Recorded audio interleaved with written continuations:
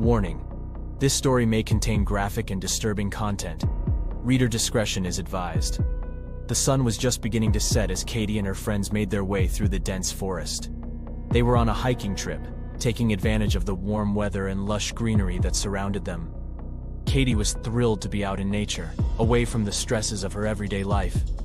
But as they made their way deeper into the woods, something felt off. The trees seemed to loom over them, casting long shadows across the path. The birds had stopped singing, and the only sound was the crunch of leaves beneath their feet. As they reached a clearing, Katie noticed something moving in the bushes. She stopped in her tracks and squinted, trying to get a better look. And that's when it happened. Something launched itself out of the bushes and latched onto Katie's leg. She screamed as it dug its claws into her flesh, pulling her to the ground. Her friends rushed to her side, trying to pry the creature off of her, but it was too strong, too determined. It had found its host, and it wasn't letting go. As they struggled to free Katie from the creature's grasp, it began to change. Its body swelled and twisted, writhing in a grotesque display of horror. Its eyes glowed with an otherworldly hunger, and its jaws unhinged, revealing row upon row of razor-sharp teeth. Katie's friends screamed as the creature lunged at them, its jaws snapping shut inches from their faces. They backed away slowly, fear and disbelief etched on their faces. But it was too late. The creature had already infected Katie, and there was nothing they could do to save her. Over the next few days, Katie's condition deteriorated rapidly. She grew weak and delirious, her skin turning a sickly shade of green. The wound on her leg festered and oozed, emitting a foul odor that made everyone in the room gag. And then, the creature emerged. It burst forth from Katie's body in a violent spasm, wriggling and thrashing in a puddle of blood and viscera. Its body was grotesque and malformed, its limbs twisted and misshapen. But worst of all were its eyes. They glowed with a demonic intelligence, a malevolent awareness that made Katie's friends want to run screaming from the room. But they couldn't. They were trapped with the creature, with no way out. Over the next few days, the creature took control of the small cabin where they had sought refuge. It killed one of Katie's friends, tearing him apart with its razor-sharp claws.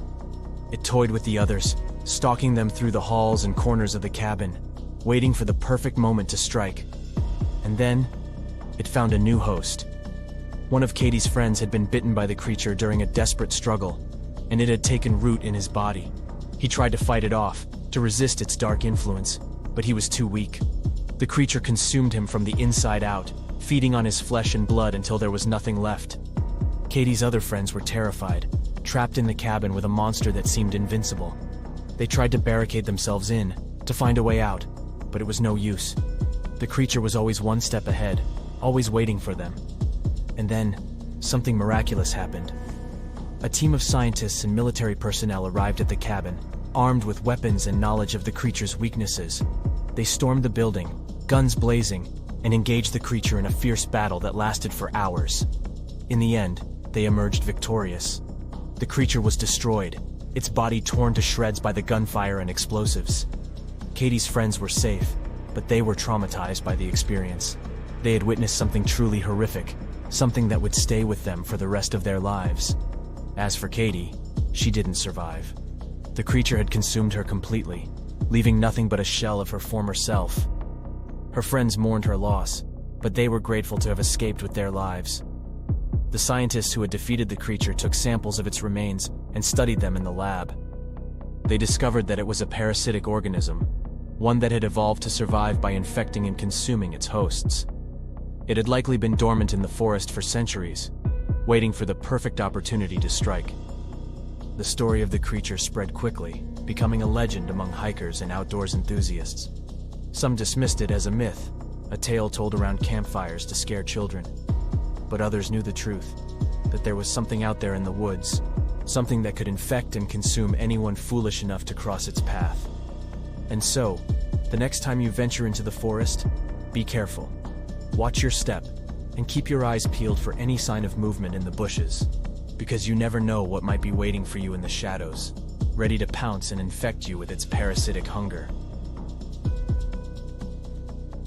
This story may contain disturbing content and is not suitable for all audiences. Reader discretion is advised. It all started when John and his wife, Sarah, moved into their new home in the countryside. John had always been an outdoor person and loved the tranquility and peace that the countryside provided. Sarah, on the other hand, was a city girl who was not accustomed to living in such a remote location. Their first few weeks in the new house were uneventful, but one day John woke up with an itching sensation on his left arm. He assumed it was a mosquito bite and applied some ointment. However, the itching sensation persisted, and soon he noticed a small red bump on his arm. Over the next few days, the bump grew in size and became painful to the touch. Sarah urged him to visit a doctor, but John brushed it off, thinking it was just a minor infection. However, as the days passed, the bump continued to grow, and John began to feel sick and weak. Sarah insisted that he see a doctor, and reluctantly, he agreed. The doctor examined John's arm and was surprised to see the extent of the infection. He prescribed some antibiotics and advised John to keep the wound clean and dry. John followed the doctor's orders, but the infection persisted, and the bump on his arm continued to grow. John's health deteriorated rapidly, and he began to experience severe fatigue, fever, and headaches. Sarah was worried sick and did some research online to find out what could be causing John's symptoms. She stumbled upon an article about a parasitic creature called a botfly that lays its eggs on the skin of humans and animals. The eggs then hatch into larvae that burrow into the skin, causing an infection. Sarah immediately suspected that John might have been infected by a botfly, and she urged him to see a doctor again. John was hesitant to visit the doctor again, but the pain had become unbearable, and he could barely function. The doctor examined John's arm once again, and was shocked to discover that Sarah's suspicions were correct. A botfly had indeed laid its eggs on John's arm, and the larvae had burrowed into his skin, causing the infection.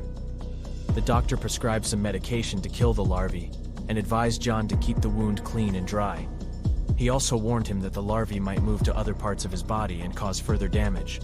John was terrified, and vowed to take every precaution to ensure that the larvae were eliminated. Over the next few days, John's condition worsened, and the pain became unbearable. The medication that the doctor had prescribed was not working, and the larvae were still alive and growing. John's entire left arm was now infected, and the larvae had started to move to his chest and back. Sarah was frantic and searched for alternative treatments online. She stumbled upon a website that claimed to have a natural remedy for botfly infections. The website suggested using a combination of herbal remedies and essential oils to kill the larvae and prevent them from spreading. Desperate for a solution, John agreed to try the natural remedy. Sarah prepared a mixture of essential oils and herbs and applied it to John's infected skin. To their surprise, the remedy worked, and the larvae started to die. Over the next few days, John's condition improved, and the infection started to subside. However, the road to recovery was not easy. John had lost a considerable amount of weight and was weak and fatigued. He had to undergo multiple surgeries to remove the dead larvae and repair the damage they had caused. After several weeks of treatment and recovery, John was finally declared free of the botfly infection. However, the experience had left a lasting impact on him. He became obsessed with keeping his surroundings clean and sterile, afraid that he might contract the infection again. He refused to venture out into the countryside and limited his outdoor activities to the backyard of his house. Sarah tried to reassure him that the chances of being infected by a botfly were rare, but John's fear had taken hold of him. He had nightmares about the larvae crawling under his skin and woke up screaming in the middle of the night. John's obsession with cleanliness and his fear of the outdoors put a strain on his relationship with Sarah. She missed their outdoor adventures and longed for the days when they would go camping and hiking together. John's paranoia had taken over his life, and he could not shake off the feeling that he was constantly under threat. One day, several months after John's recovery, Sarah stumbled upon an article about a rare and deadly parasitic creature called a tsetse fly. The fly was found in some parts of Africa and was known to carry a disease called African trypanosomiasis, also known as sleeping sickness. The disease was fatal if left untreated and caused symptoms similar to those that John had experienced. Sarah was horrified and wondered if John had been infected by a tsetse fly instead of a botfly. She confronted John, who was initially defensive but eventually admitted that he had been diagnosed with sleeping sickness. He had kept it a secret from Sarah and had lied about being infected by a botfly to avoid alarming her. Sarah was furious and hurt that John had kept such an important secret from her. She urged him to seek treatment immediately and apologized for not being there for him when he needed her the most. John finally agreed to seek medical help and was diagnosed with sleeping sickness. John underwent treatment for sleeping sickness and gradually started to feel better. He apologized to Sarah for lying to her and promised to be more honest in the future. He also realized that his fear of the outdoors and his obsession with cleanliness had been irrational and promised to work on overcoming them. Sarah forgave John and was relieved that he was finally getting the treatment he needed.